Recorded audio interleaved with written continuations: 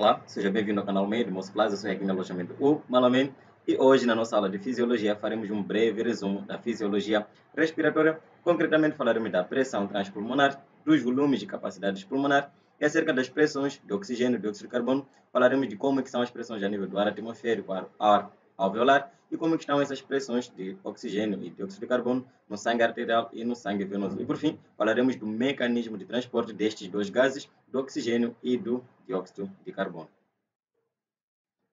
Quanto à ventilação pulmonar, nós podemos defini-la como a troca de gases entre a atmosfera e os pulmões. E este compreende dois processos principais, que é a inspiração e a expiração. A inspiração se refere à entrada do ar saindo da atmosfera para os pulmões, enquanto que a expiração é um processo contrário, em que a retirada do ar dos pulmões para a atmosfera. O primeiro processo de inspiração é um processo ativo que exige a contração do músculo diafragmático e de outros, enquanto que a expiração é um processo passivo que consiste no relaxamento do músculo diafragma, que é o principal músculo. Mas tanto a entrada como a saída de ar dos pulmões depende principalmente da diferença de pressões entre o ar atmosférico e o ar existente a nível dos pulmões. E existem duas pressões fundamentais que precisamos saber, que é a pressão pleural e a pressão alveolar. E aqui vale ressaltar que tanto os líquidos como os gases, eles movem-se do local de maior pressão para o local de menor pressão. Assim sendo, a pressão pleural ela varia de -5 no início da inspiração e diminui até -7 durante a inspiração. E esta redução da pressão, isto de tornar a pressão menos negativa, causa uma pressão de sucção, fazendo com que o ar saia da atmosfera para os pulmões. Porém, esta retorna durante a expiração para o valor de -5 centímetros de água, fazendo assim que haja uma pressão contra o pulmão e esse assim cause a expiração. Assim como a pressão alveolar também diminui. Começamos de cerca de 0 no final da expiração e durante a inspiração ela desce até -1 centímetro de água, permitindo de novo que haja esta sucção do ar atmosférico para os alvéolos. E durante a expiração a pressão sobe até 0 e de 0 vai até +1 centímetro de água, o que permite novamente que haja uma compressão a nível dos alvéolos e este ar que está contido nos alvéolos durante a expiração possa ser expelido para a atmosfera. Lembrar que a pressão do ar atmosférico é cerca de 0 centímetros de água. Assim, se eu tiver uma pressão de +1 centímetro de água, que é superior ao 0 centímetros de água do ar atmosférico, ocorrerá uma expelição, ou seja, eu irei expelir o meu ar dos alvéolos para a atmosfera, porque irei vencer a pressão do ar atmosférico, que é de 0 centímetros de água, fazendo com que o ar saia do local de maior pressão, de +1 centímetro de água dos alvéolos, para 0 centímetros de água, que é a nível do ar atmosférico. E a diferença entre a pressão alveolar e a pressão pleural é denominada de pressão transpulmonar, que é nada menos que a medida das forças elásticas, ou seja, todas as forças do pulmão que tendem a colapsar o mesmo pulmão a cada instante da respiração, ou seja, tanto durante a inspiração, assim como a expiração. Qual é a força que tende a comprimir o pulmão para que o ar seja expelido? E essas forças elásticas que tendem a colapsar o pulmão são propriamente duas. A primeira é a força elástica do tecido pulmonar propriamente dita, enquanto que a outra é a tensão superficial do líquido que reveste as paredes internas dos alvéolos. Esse líquido todos nós quase conhecemos da histologia, que é denominado de surfactante, que é produzido pelos pneumócitos ali do pulmão. Então, como podemos ver neste gráfico aqui do lado, a pressão transpulmonar é maior durante a inspiração. Lembrando que a pressão pleural ela desce até -7,5 centímetros de água, enquanto que a pressão alveolar apenas diminui até -1 centímetro de água. Isso permite que haja uma grande diferença entre a pressão alveolar e a pressão pleural. Assim, a pressão transpulmonar é maior durante a inspiração, ou seja, maior são as forças que tendem a colapsar o pulmão para que esse ar que distendeu os pulmões seja expelido. E a pressão transpleural, como nós vimos, ela tende a ser menor durante a expiração, pois a distensão do pulmão, a distensão da pleura não é tão grande durante a expiração, porque a pressão pleural diminui, assim como a pressão alveolar também vai diminuindo para 0, e assim fazendo com que a diferença entre a pressão alveolar e a pressão pleural diminua.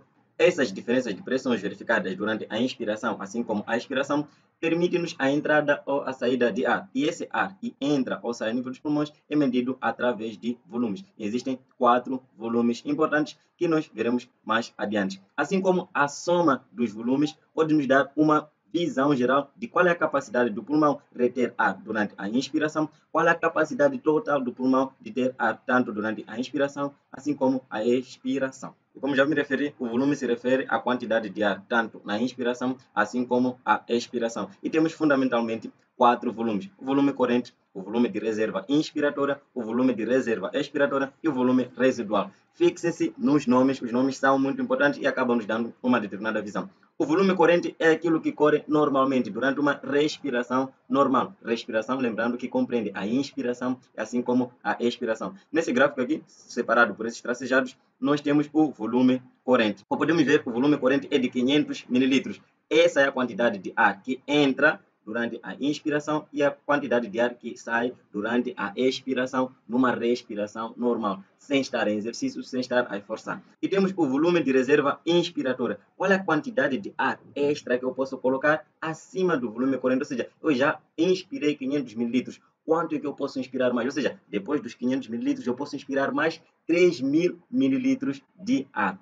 E o volume de reserva expiratória, depois dos 500 ml expirados, quanto de volume eu posso expirar ainda mais? Ou seja, se eu fizer uma expiração forçada, quanto é que eu posso tirar mais? Eu posso tirar mais até 1.100 ml de ar. E temos o volume residual, resíduo, o resto, o que sobra. E o volume residual é o volume de ar que fica nos pulmões depois de uma expiração forçada, depois de eu dar o meu máximo. O que sobra de ar nos pulmões? Não sobram sempre 1.200 ml. Lembrar que esses números não são fixos, eles variam de indivíduo para indivíduo, sendo que aqui usamos um indivíduo padrão na fisiologia, que é um indivíduo de 70 kg, um adulto jovem. E as capacidades, como já me referi anteriormente, se referem à soma dos volumes. Como podemos ver, a capacidade vital é a soma do volume corrente, aquilo que eu posso inspirar e expirar normalmente, que são os 500 ml, mais o volume de reserva inspiratória e o volume de reserva expiratória. O volume de reserva inspiratória, 3.000 ml, e o volume de reserva expiratória, 1.100 ml. No total, dá uma capacidade vital de 4.600 ml. A capacidade inspiratória é só pegar o volume corrente mais o volume de reserva expiratória, e a capacidade residual funcional é a soma do volume de reserva expiratória e o volume residual, ou seja, os 1.100 ml mais os 1.200 ml. E temos a capacidade pulmonar total, ou seja, a soma de todos os volumes, desde o volume corrente, o volume de reserva expiratória, o volume de reserva expiratória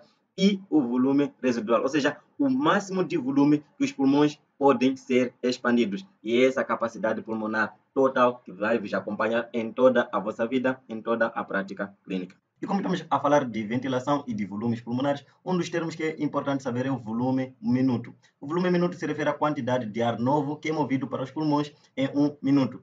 Isso é fácil de calcular se olharmos para aquilo que nós já temos. Nós já sabemos qual é o volume corrente normal, nós sabemos que numa inspiração e numa expiração são movidos cerca de 500 ml de ar. E se olharmos para aquilo que é 1 minuto, que é a frequência respiratória, quanto de inspiração e expiração eu tenho, e temos uma média de 12 ciclos por minuto, ou seja, 12 impulsos inspiratórios e expiratórios em 1 minuto. E se multiplicarmos, sabemos que em cada inspiração e expiração entram 500 ml, e temos 12 ciclos por minuto, fazendo uma aritmética básica, nós sabemos que por minuto são movidos para os pulmões cerca de 6.000 ml de ar. Porém, nós sabemos que nem todo o ar que entra para o trato respiratório é usado nas trocas gasosas. Temos o ar das fossas nasais, da faringe, da laringe, da traqueia, dos brônquios, e não participam das trocas gasosas.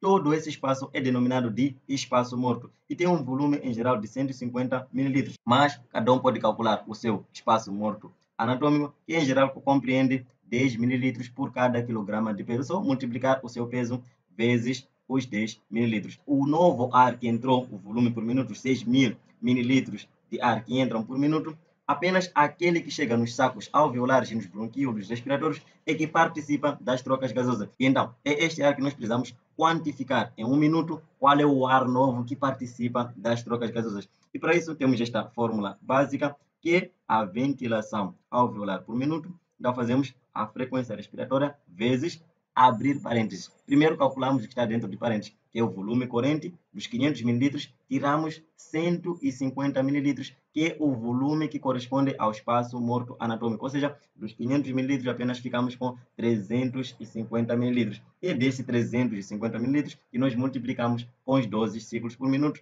para nos dar o volume de ar que participa nas trocas gasosas. Agora falemos das pressões dos gases. Os principais gases que nos interessam são o oxigênio e o dióxido de carbono. Lembrar sempre que os gases, assim como os líquidos, volto a repetir, movem-se do local de maior pressão para o local de menor pressão. Assim, a nível do ar atmosférico, nós percebemos que o oxigênio tem maior pressão a nível do ar atmosférico e menor pressão no ar alveolar. Assim, o oxigênio se move da atmosfera para os alvéolos. E, contrariamente, o dióxido de carbono tem maior pressão a nível do ar alveolar e menor pressão a nível do ar atmosférico. Desta forma, ele se move do ar alveolar para o ar atmosférico. Quando o sangue chega a nível dos capilares pulmonares nos pulmões, vindo da artéria pulmonar, temos aqui o terminal arterial, e temos aqui um terminal venoso que vai sair com a veia pulmonar. Quando a pressão de oxigênio, o sangue chega com uma pressão de 40 milímetros de mercúrio no terminal arterial e sai com uma pressão de 104 milímetros de mercúrio, que é essa pressão que é transmitida para os alvéolos, e como vemos aqui, temos o ar alveolar com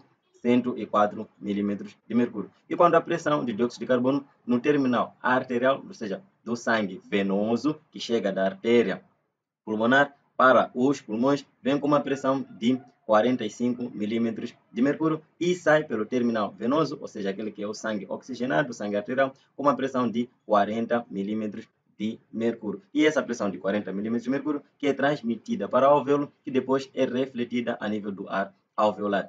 Resumindo, o oxigênio tem uma pressão arterial, ou seja, o sangue arterial do oxigênio tem uma pressão de 104 milímetros de mercúrio e uma pressão venosa de 40 milímetros de mercúrio. Enquanto que o dióxido de carbono no sangue venoso apresenta 40 milímetros de mercúrio de pressão parcial de dióxido de carbono e no sangue arterial tem uma pressão de 40 milímetros de mercúrio. Vou recapitular isso, lembrar que a nível dos pulmões, o sangue venoso chega pela artéria pulmonar, enquanto que o sangue arterial sai pelo sistema venoso, ou seja, pelas veias pulmonares. Por isso que há esta troca aqui que vocês veem, porque a circulação pulmonar é diferente da circulação sistêmica. E agora passemos para a nossa última parte da aula, que é o mecanismo de transporte dos principais gases do oxigênio e de dióxido de carbono. O transporte de oxigênio. O oxigênio é transportado de duas formas: dissolvido no plasma, que corresponde a 2 a 3%, ou combinado com a molécula de hemoglobina, que é uma proteína, formando a oxihemoglobina, que corresponde a um transporte de 97 a 98%.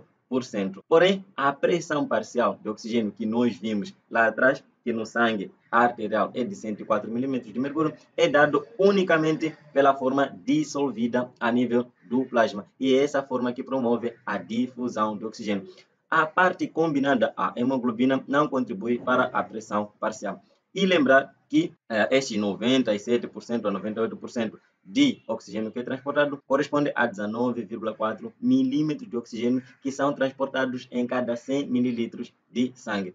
A combinação do oxigênio com a hemoglobina dá-se pela parte M, que é composto pelo ferro, e essa ligação é uma ligação frouxa e reversível, ou seja, é uma ligação fácil de se desligar, por isso que facilmente, quando se verifica num local onde tem uma pressão mais baixa que o sangue arterial, o oxigênio se desliga, entre aspas, da hemoglobina para poder se passar para a nível dos tecidos. Então, novamente, a combinação entre oxigênio e hemoglobina é uma combinação frouxa e facilmente reversível. Já o dióxido de carbono é transportado de três formas diferentes. A primeira é a forma dissolvida a nível do plasma, que corresponde a 7%. A segunda forma é a forma combinada com a hemoglobina e proteínas plasmáticas, que corresponde a 23%. Porém, a forma mais importante de transporte do dióxido de carbono é na forma de íon bicarbonato, que corresponde a 70%.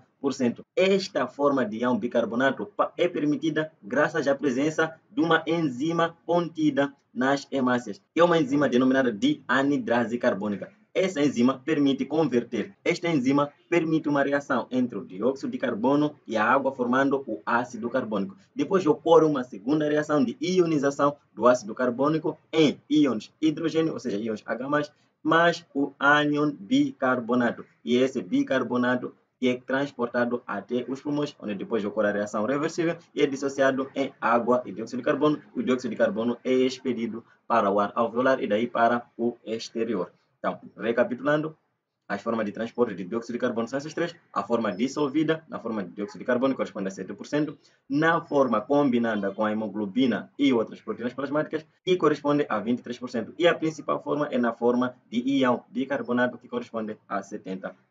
Muito obrigado por ter chegado até aqui. Não esqueça de dar o suporte ao canal. Eu sou aqui no Alojamento, o Malaman, e nos vemos na próxima aula.